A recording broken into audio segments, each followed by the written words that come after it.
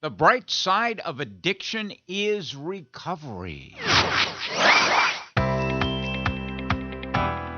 If you're in recovery or know someone or love someone who is, or maybe you simply want to know more about the recovery process, this podcast is for you. In this edition, we have a very special event coming up for people in the Pacific Northwest in the second annual 12-Step Funfest. It's going to be happening on June 11th at the Oak Tree Cinema in North Seattle. It'll be a giant celebration of recovery. Among other things, honoring 12-step volunteers who do more for others than they do for themselves. Now, the event will feature a free recovery concert, a free private screening of Top Gun 2, and $6,000 in cash giveaway. We will have the person behind this 12-step Fun Fest, Kelly Farnsworth, who is known for his songwriting ability and his long-term life one day at a time in recovery. Kelly will tell us all about the celebration of recovery, and it sounds like a lot of fun. We'll also go into the audio archives in this edition for a visit with Jerry Moe. He recently retired from the Betty Ford Treatment Center, and he shares programs that show addiction through the eyes of a child. And we'll close out the podcast with some inspiring words of hope from legendary Rolling Stones rocker Keith Richards, because recovery is as recovery does. I'm Neil Scott, host of Recovery Coast to Coast, and our website is recoverycoasttocoast.org. That's recoverycoasttocoast.org, where you can find all of our previous podcasts. Following 15 years of nightly broadcasting on iHeartRadio in Seattle, we've now upgraded to a national podcast available to anyone at any time. Now, it features interviews with everyday people in recovery, as well as clinicians, authors, and recovering celebrities, plus newsmakers who offer the promise of hope and the reality of recovery, plus well-vetted resources for individuals, families, and friends. And we invite you to enjoy it and to share it with your friends. Recovery is an American way of life. A reminder, our email address if you'd like to be in touch with us, and we would love to hear from you, recoverycoasttocoast@comcast.net. Recovery Coast to Coast is supported by the good folks at Sundown M Ranch, one of the oldest and most successful and affordable addiction treatment centers in the country, having successfully treated well over 200,000 adolescents, adults, and families for the past 50-plus years. It's really where recovery becomes reality. In fact, this past March, they celebrated 54 years of successfully treating addictive disease. Their adolescent program is amazing, one of the best ones on the West Coast. It utilizes a multidisciplinary team of certified addiction counselors and highly trained medical professionals who are really committed to the highest quality of adolescent treatment at the most affordable price. They are well-trained. They are deeply caring, experienced professionals. The adolescent program is gender-specific, each person supported by a team of professionals that includes, medical, educational, psychological, recreational. There are separate wings also for males and females, and all the patient rooms have an outside view. It's a gorgeous facility. Twin beds, full bath, shower. You can take a look-see at their website. Go to sundown.org/gallery. And by the way, Sundown is located at the mouth of the gorgeous Yakima River Canyon. It's really where recovery becomes reality. Give them a call. It's completely confidential. 1-800-326-7444. Or if you'd like, send them an email at info@sundown.org. Sundown M Ranch. You know, I'm a big advocate for celebrating recovery, for recovering out loud, and having fun in recovery. Well, Seattle's recovery ambassador, Kelly Farnsworth, who has been in recovery for nearly 40 years, is a fun maker. He's putting on the second annual 12-Step Fun Fest, and it's going to be a lot of fun, by the way, on June 11th with a free recovery concert, free blockbuster movie. They'll have free refreshments, ice cream, popcorn, soda pop, coffee. And he's also giving away, get this, $6,000 in cash. Wow. As he celebrates the founding of the 12 Steps and the 75th anniversary of one of the iconic AA halls in Seattle, Fremont Fellowship. I caught up with Kelly by phone, who gave us a look-see at some of the history and his inspiration for helping those who help others, recovery volunteers. You know, I often say recovery is as recovery does. And there's a guy who does it very well. He's been in long-term recovery now nearly 40 years. His name is Kelly Farnsworth. And if that name rings a bell in the Seattle area, and it may very well ring a big bell, last year he put on a big event out at the Oak Tree Cinema called 12-Step Funfest, and it was very well attended, very successful, and this year he's doing it again. Why? Well, Kelly's the kind of a guy that wants to honor those who unselfishly serve in the fellowship. They're the ones who don't always get the credit, but they're the ones who do the work. Kelly is joining us right now to talk about the second annual 12-Step Fun Fest and the incredible things that are going to be going on. It's going to be on June 11th, again at Oak Tree. All sorts of things, including giving away $6,000 in cash, and we'll get to that in just a minute. Kelly, welcome to Recovery Coast to Coast. Great to have you on, my friend. Thank you, Neil. Young man, how have you been? I'm doing great. You know, one day at a time, onward and upward, et cetera, et cetera. Let's begin by how this whole thing came about. Obviously, more than a year ago, because we're on the second annual coming up. What was your motivation behind doing that? What was your inspiration? For me, it comes easy because I've been an entertainer forever. I've been running singing, dance, and lip sync contests since the 80s. In fact, I brought karaoke to Washington in 1987 on 8-track tapes, and nobody could pronounce karaoke, and I would call it a lead singer contest. So, you know, back then, lip sync was huge in all the clubs, and then all the club owners were like, "Well, what can you do next? What other things do you have up your sleeve that you can bring people in on a dead night like a Monday or Tuesday?" And so I thought this singing thing that they were doing down in San Francisco at a place called the 6th Street Annex, ran by a guy that had a company called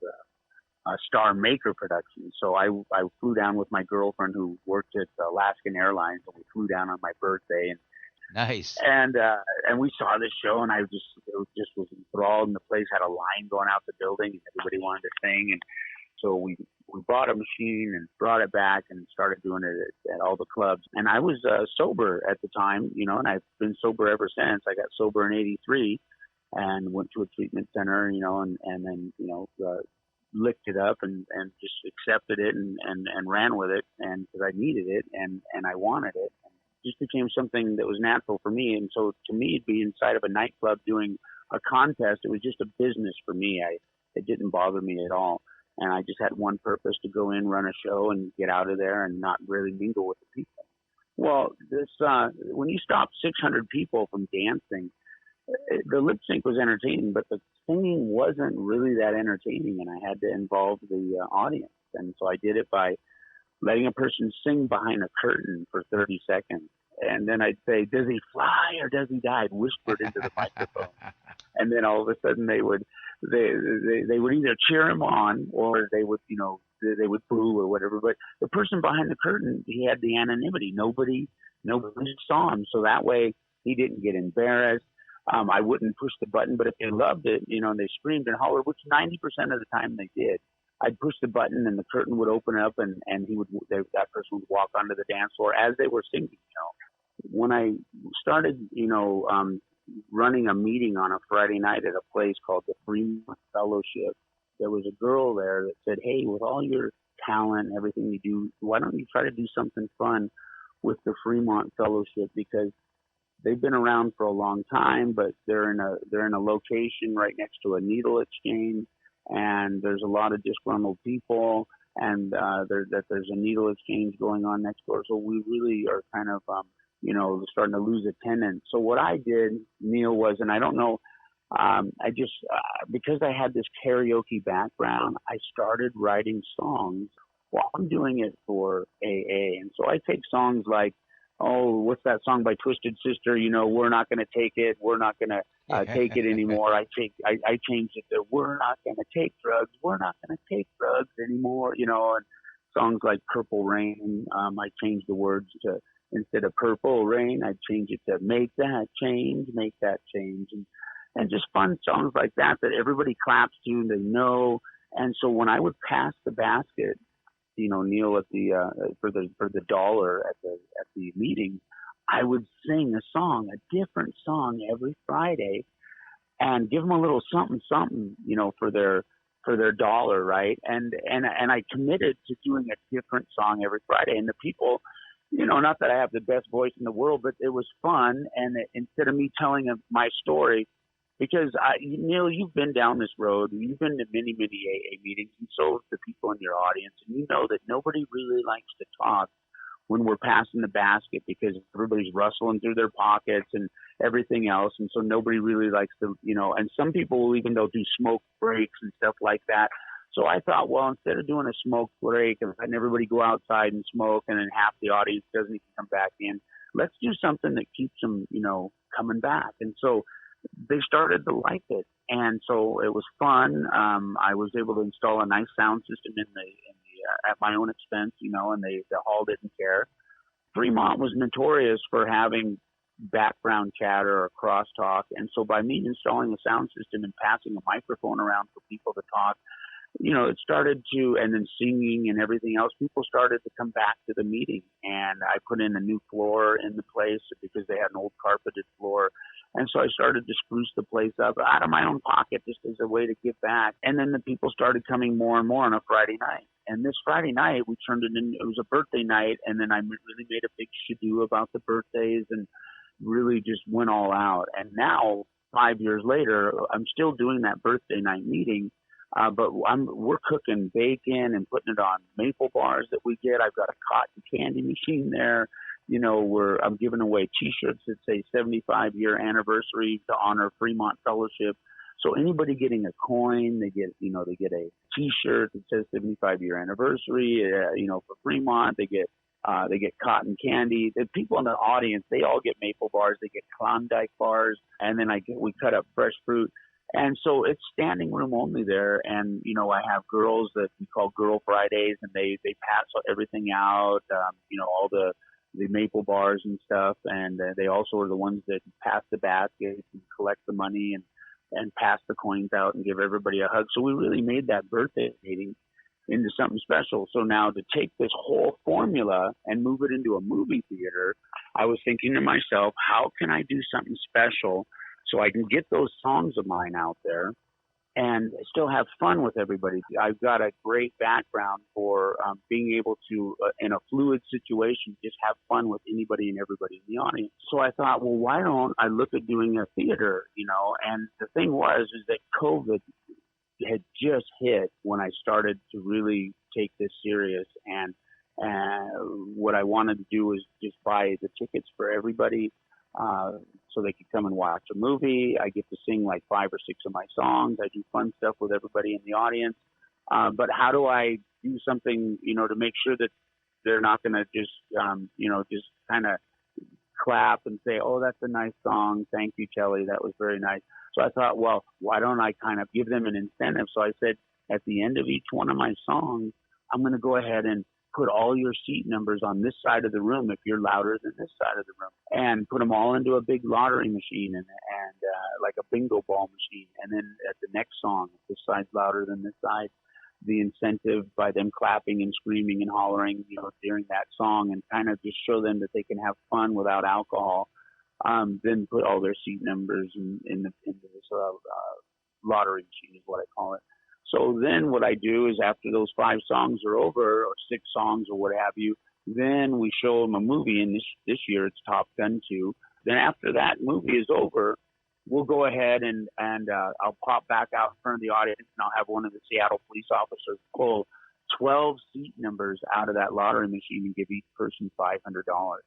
Now, the way I came up with the idea of how to reward people, to give them, instead of making flyers up and passing them out at all the Alcoholics Anonymous and Cocaine Anonymous and Heroin Anonymous meetings, and then also advertising it on the radio and making a contest for the first 12, or the 12th caller gets a shirt.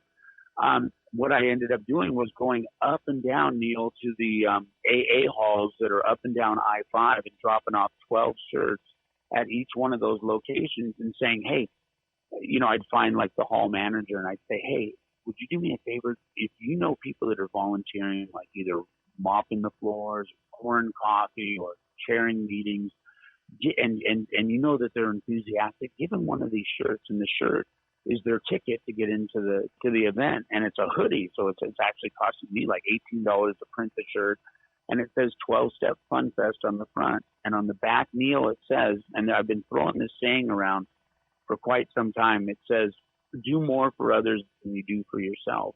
And so I have that printed on the back of the shirt. I have the event on the front of the shirt, and I wanted to do something special for Founders Day, which is always on June 10th. That's when Bill and Bob, actually shook hands that day. And that's how they met, and that's how it all started back in Akron, Ohio in 1935. And I thought, well, so if I rent this theater, I want to rent it on a Saturday that's as close as possible to 10th. So last year it was on the 12th. This year it's on the 11th. Next year it'll be on the 12th again, is the way, because of leap year. I'm doing a reward for all these people that volunteer. My way to give back is by, inviting them all to this movie for free. There's no donations. It's 100% free, telling everybody to leave their checkbook at home. I happen to be blessed with a great source of income, and so it's just my way of giving back. Neil, you mentioned, doing more for others than they do for themselves. The volunteer in the program, carries the message. Well, what it is, I've found that the volunteer really gets the program a little quicker than most people. By you pouring coffee at a meeting, it's putting your face right in front of that person. You're getting to know the people at that, particular meeting. So if you're brand new at a meeting and somebody asks you to volunteer, next thing you know, you're, face to face with all these old timers, and they start to see your face and they ask what your name is and stuff. And then they greet you as you come in the door. And the more you volunteer, the more you seem to, adhere to the program. And we all know that the 12th step is, carrying the message. And that's just my way of carrying the message. Outstanding. And it's coming up on the 11th of June. That's going to be a Saturday. It's going to again be at the Oak Tree Cinema, second annual 12-Step Fun Fest. A lot going on there, and there's no charge for it. It's amazing. But you have to go to the website. You have to enter the drawing there, and that's 12stepfunfest.com. And you mentioned the songs with the different lyrics, the recovery-oriented lyrics, which I absolutely love. And if people go to the website, they'll see a sample of that from last year. And you do a song on there that from a guy who was our first celebrity guest on Recovery Coast to Coast some 15, 16 years ago, Dion DiMucci, who had the big hit of Run Around Sue. And share a few of the lyrics from that song, if you would, Kelly. Absolutely. It'd be my pleasure, Neil. So here's how it goes. Here's my story. It's sad but true, about all the alcohol and drugs I used to do. When I drink and drug, I'd fall down and pee my pants and turn my underwear brown. Hey, whoa, and you know the rest. I think we get it. We get it loud and clear. And boy, if you love that, you're going to love Kelly's other songs. He's got a ton of them. He's going to be doing them at the second annual 12-Step Fun Fest. And again, it's going to be a free recovery concert, a free blockbuster movie, Top Gun 2, which is amazing, and your chance to win over $6,000 in cash prizes, $500 on a seat pull. It's going to be amazing. And the Fun Fest rewards, again, 12-step volunteers who do more for others than they do for themselves. It's a way to honor others. And the only way to win a pair of tickets is to enter the drawing at 12stepfunfest.com. It starts at 12 noon, and you've got a limited capacity, do you not?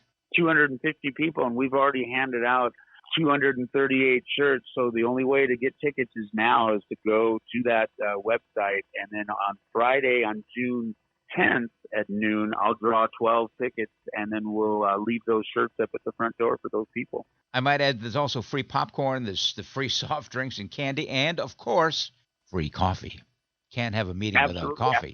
After the meeting, after it's over, Neil, you'll love this because, I throw everybody $20 for popcorn and candy and ice cream and what have you. But at the end of it, just like a normal meeting, when everybody goes outside and the movie's over and the prizes have been handed away, I've got Krispy Kreme donuts and coffee outside for everybody so we can kind of do a meet and greet and people can, fellowship outside the theater. Oh, my gosh. That's going to be a part of it as well? Yeah, absolutely. We did that last year. And Neil, you know as well as I do that last year I called it Recovery Fun Fest. And this year I called it 12-Step Fun Fest because I like to do fun stuff with the audience. So like on one side of the room, I'll say 12-Step and the other side Fun Fest. So then I'll find out which side's louder and I'll go 12-Step Fun Fest, 12-Step Fun Fest. It's kind of hard to do that with the word recovery.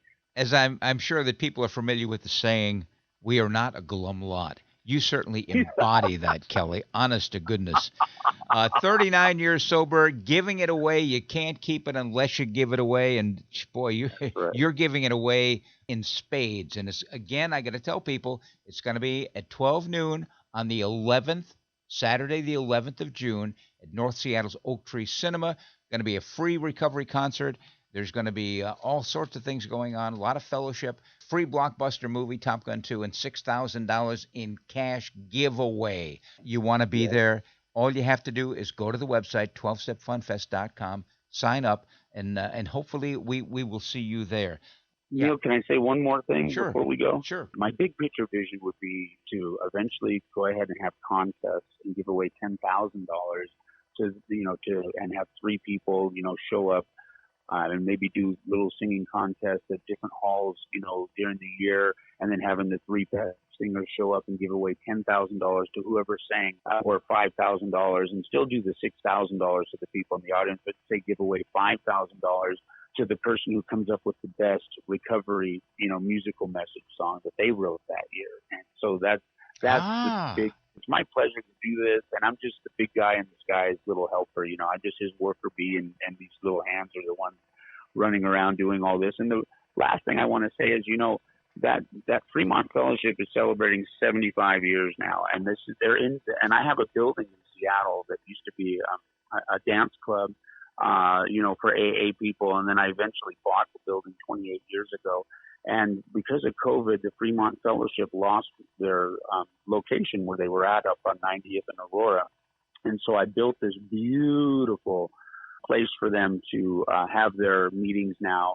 And it's located at 300 Northwest 85th Street over there in Greenwood in Seattle. They have meetings at 8 o'clock at night and at noon on Saturday and Sunday. And people have quoted it as one of the nicest halls, not in the United States, but in the world. It really, because of all the artifacts that the Fremont Fellowship has, for the last, because they incorporated in 1947. They've got all these tables and chairs that have been around for, almost 75 years. And so it still has the same old feeling at the Fremont, and we're just a fun, eclectic crowd. And there's mayors, there's lawyers, there's doctors that have all came through there, all over the world. And we were notorious for the longest time for throwing tables and chairs and stuff because we were kind of like those bikers that would come there as well. Well, one thing I do on a Friday night is I have these little tiny tables and chairs. And right in the middle of the meeting, when we do our, when we're passing the basket, I do a little miniature chair throwing contest. And we have all the birthday people that are scattered around the room. We give them these little chairs and then we let them throw. And if they make it land inside this big basket in the middle, then they can get a big book or a 75-year anniversary shirt, or they can get I call it the One Day at a Time, but now it's called the Daily Reflection book. So it's a fun thing. And we just try to carry, even though we were notorious, now that the new location and it's not next to a needle exchange, we've got a lot of newcomers that come out of the woodwork now, and it's fun to watch them have the light bulb go off, and then it's a great place for them to come and we honor those people, that are having 30, even 24 hours, but 30, 60 days, 90 days. Sure. Because if you don't honor those people, They just don't know that there's hope out there. And for the longest time, Fremont would stifle those people and say, "Oh, if you don't have a year, we don't want to hear from you." But we've changed that whole attitude. And Fremont, was for the longest time wasn't recognized as a great place to go to find the solution for AA, and then that whole mindset has changed. So, if anybody's out there is listening that's close by all means, pop in on any night during the week at 8 o'clock, and even on the weekends on Saturday and Sunday at noon. And we have a book study, and check it out. Give the address again, if you would. Oh, absolutely. It's 300 Northwest 85th Street, and it's right across the street from the Fred Meyer there. So it's you can park in the Fred Meyer parking lot and just run right across the street and come into a meeting. You mentioned when a light bulb goes on. I can remember the single light bulb that hung down from the ceiling at the original Fremont Hall, and I can still hear Boxcar Bill just raging on a Friday night. So I go back a long way. Oh, God, we miss you, Neil. I hope you'll be there soon. Thank you so much for your time. Kelly F. as in fellowship, F as in Fremont, F as in Farnsworth. You are a prince of a guy. Fun. F as in fun. Absolutely fun. F as in Funfest, and that's the 12-Step Funfest coming up on the 11th of June. It's Saturday, 12 noon. Be there and be sober. Thanks, Kelly. Appreciate your time. And again, we are not a glum lot, and you certainly are not. That's for damn sure. Well, and we're keeping your seat warm for you at Fremont. We love you like a brother. We all do. All right, Kelly. Thanks so much. Well, thanks to Kelly Farnsworth for sharing the story of the amazing 12-Step Funfest coming up June 11th at Oak Tree Cinema in Seattle. Recovery Coast to Coast will continue with an audio archive interview that I did at the TAP Annual Conference. That's the Texas Association of Addiction Programs, with one of the leaders and legends in the field of addiction treatment. His name is Jerry Moe. He developed one of the most unique programs in the country at the Betty Ford Center. It's a specialized program for young children. We'll take a look at addiction through the eyes of children.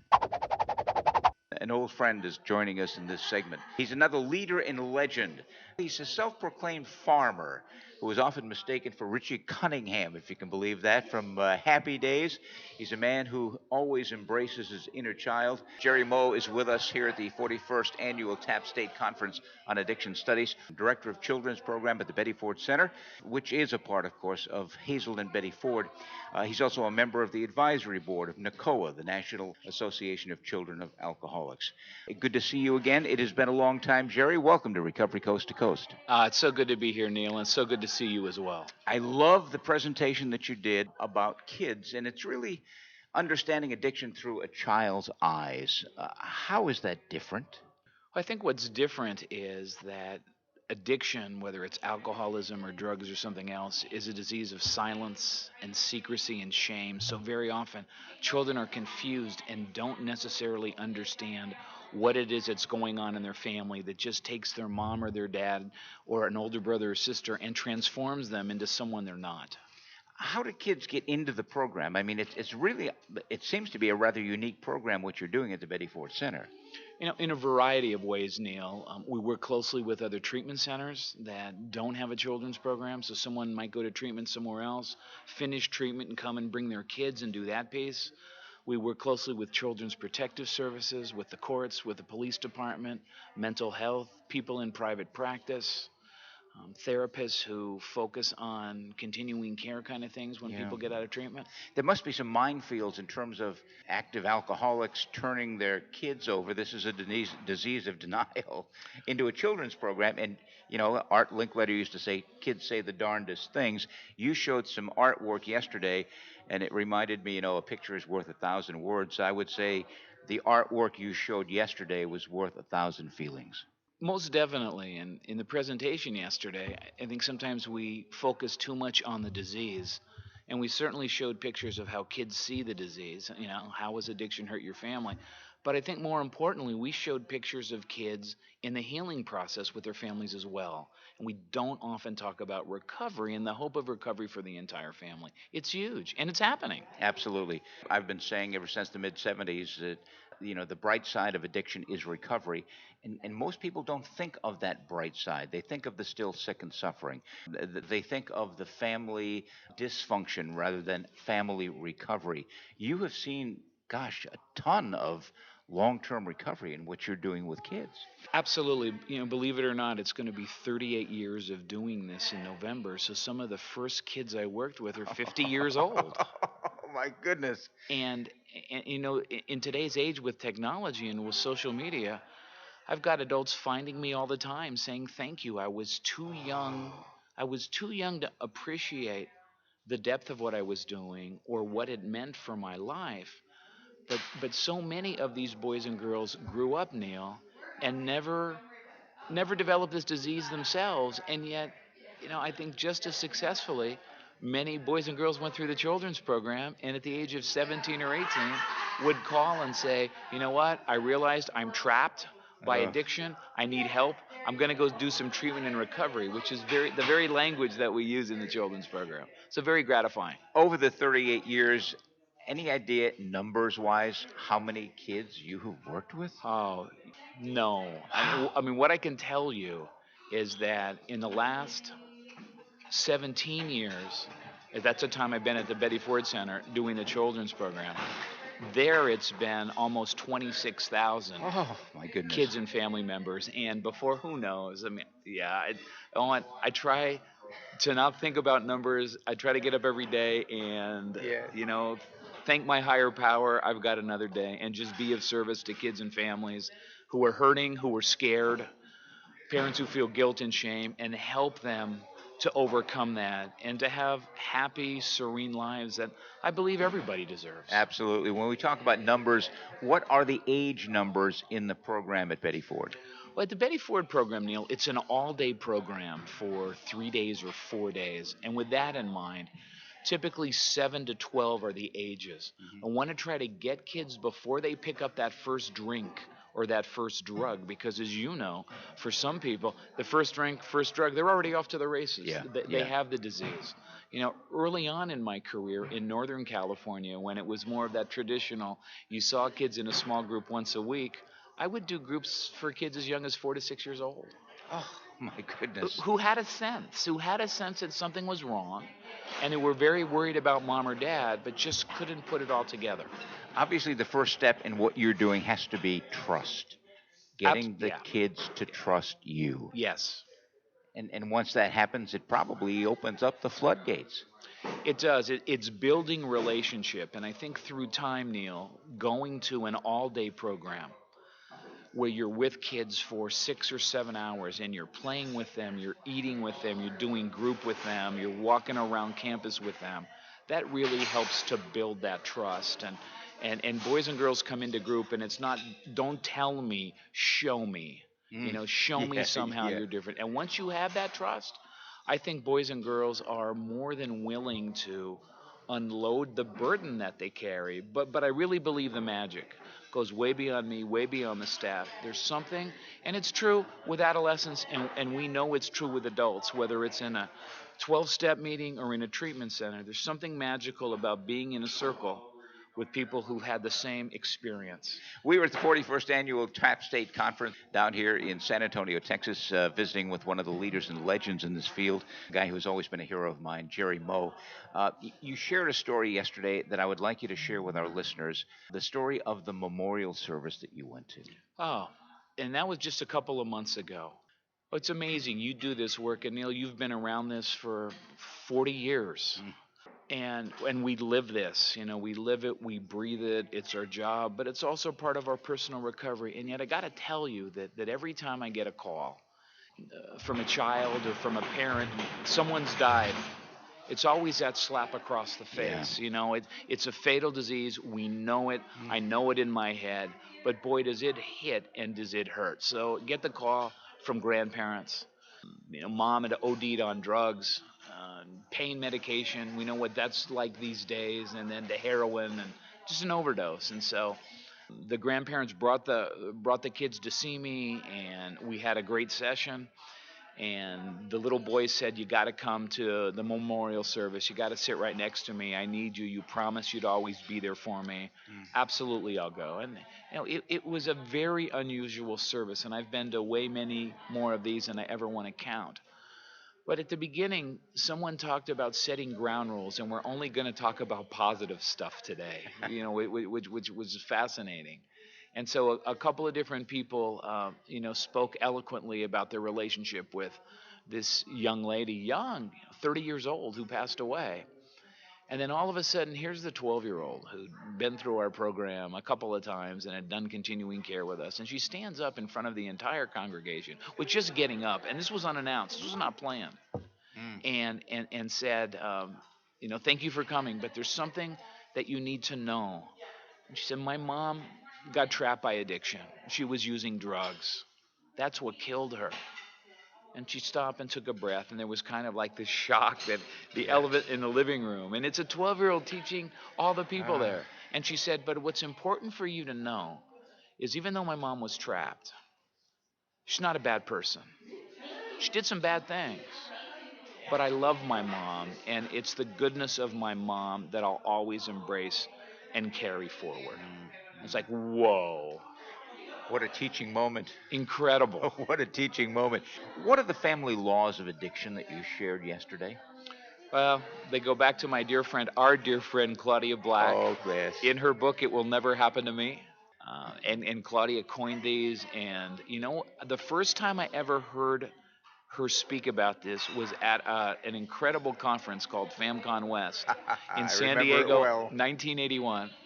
And Claudia talked about don't talk, don't trust, don't feel as being the laws that people learn in families. And I think that the gift that the treatment field is given to the entire helping professionals is these family laws just don't fit alcoholism or drug addiction.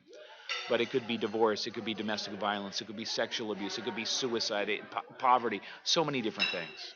Those are the laws, and the irony is in the work that we do with children or adolescents and adults, what are we asking them to do? The exact opposite. We're asking them to, trust me. We talked about building the relationship with kids. Yes. And to talk and to feel. I think you said children don't care very much about you until they know how much you feel about them or something like that. Children don't care about how much you know That's it. until they know about how much you care.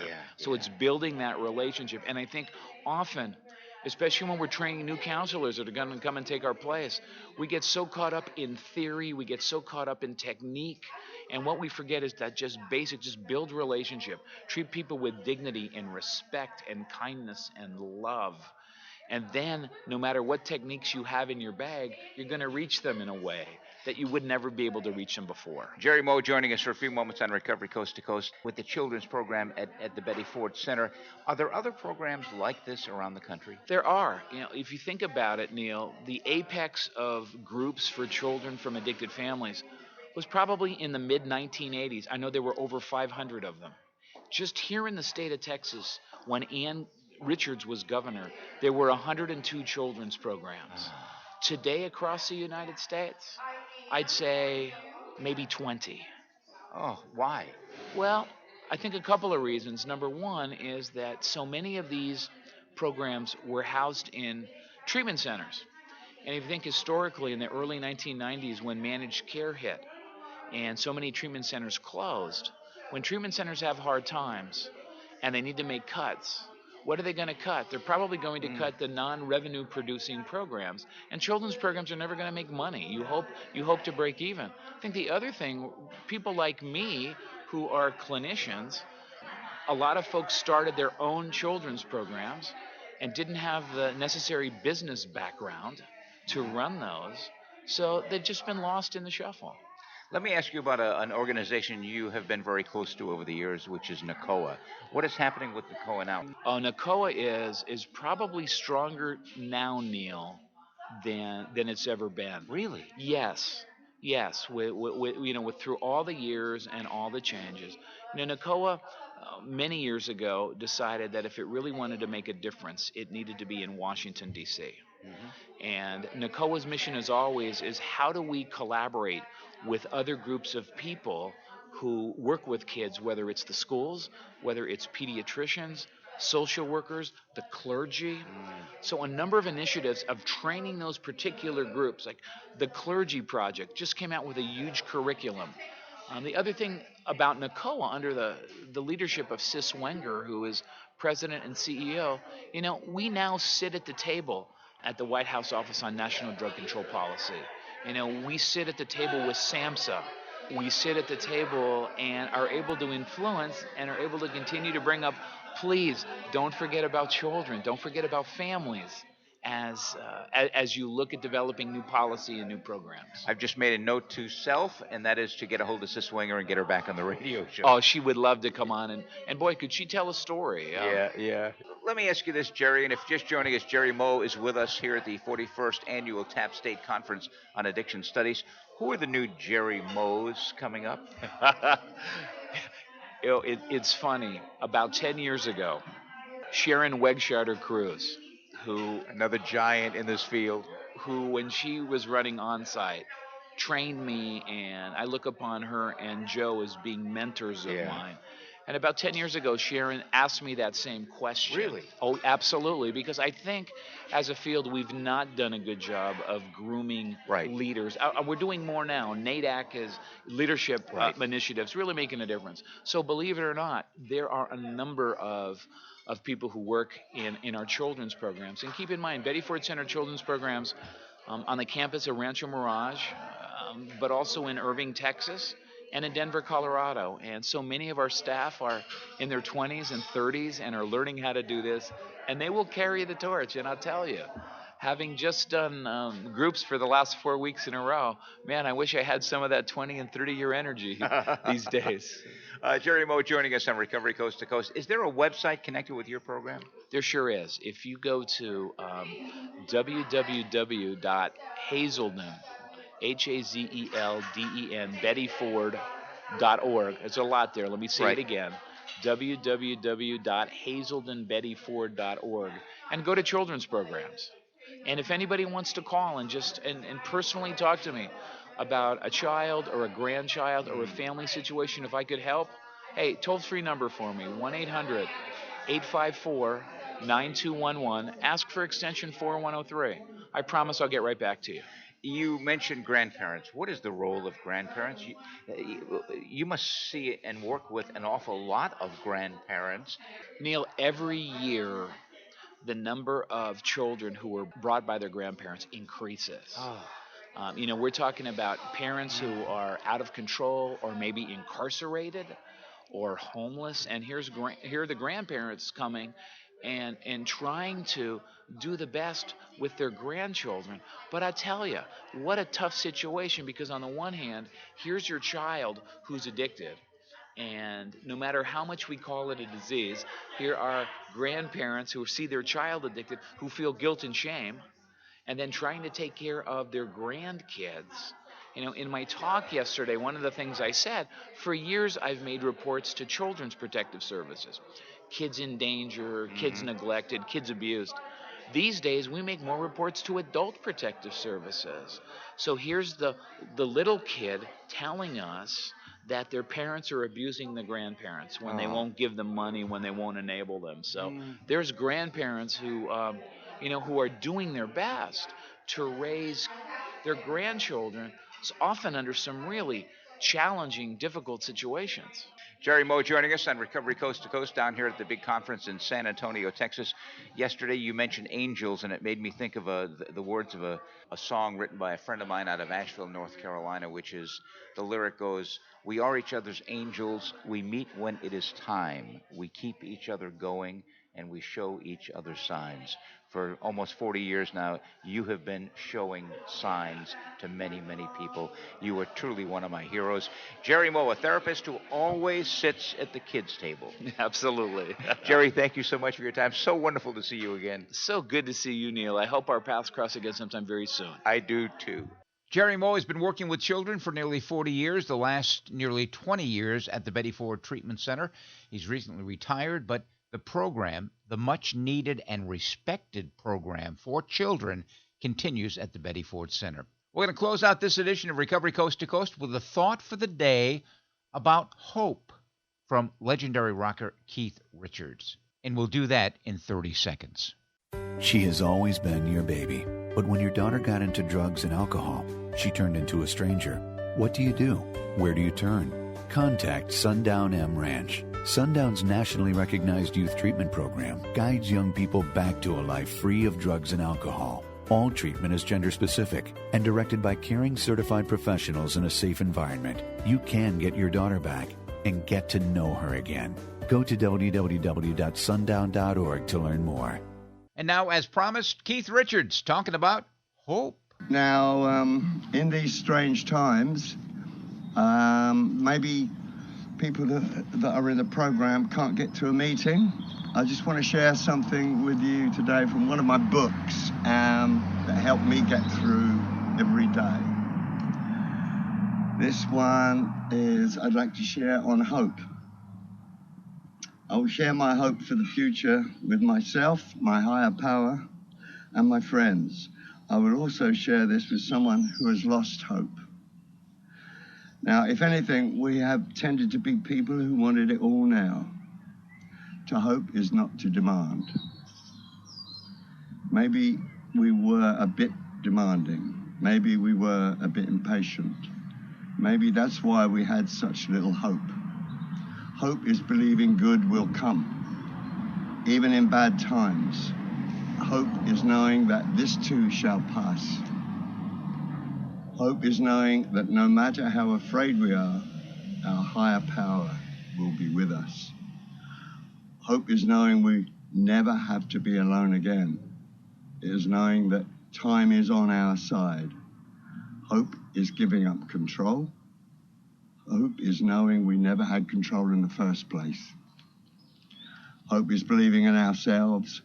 Hope is what our program is all about.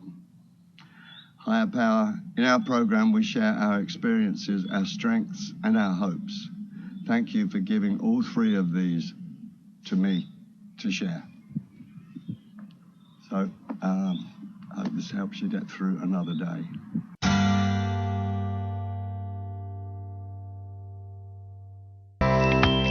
Well, that wraps up this edition of the national podcast Recovery Coast to Coast.